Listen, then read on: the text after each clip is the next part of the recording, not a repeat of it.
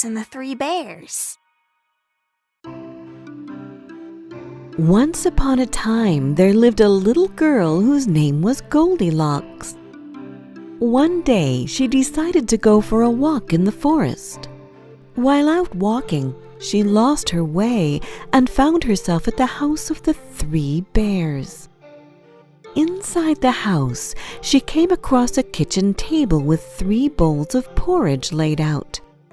She tasted the porridge in the first bowl and found it was too hot. So she tried the porridge from the second bowl, which was too cold.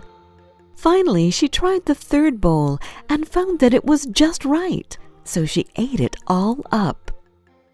When she had finished the porridge, Goldilocks felt tired and went to find somewhere to sit down.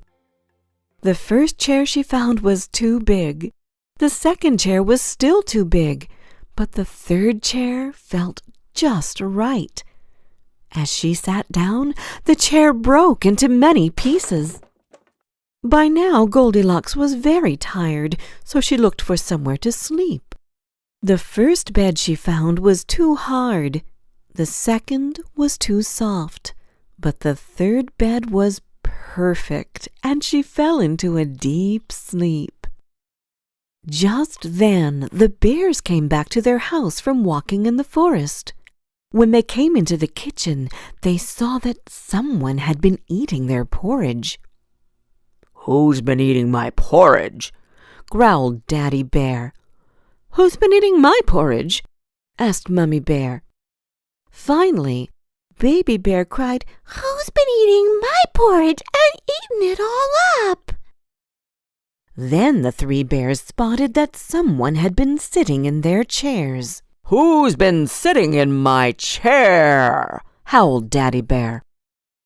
"Who's been sitting in my chair?" wondered Mummy Bear. Baby Bear cried, "Who's been sitting in my chair and broken it up into pieces?" The 3 bears ran up the stairs to check their bedrooms and saw that someone had been sleeping in their beds. "Who's been sleeping in my bed?" roared Daddy Bear. "And who's been sleeping in my bed?" growled Mummy Bear. Finally, Baby Bear cried, "Someone has been sleeping in my bed, and they are still in it!" Goldilocks was woken up by their shouting and was so scared she jumped out of the bed and ran out of the open window back into the forest.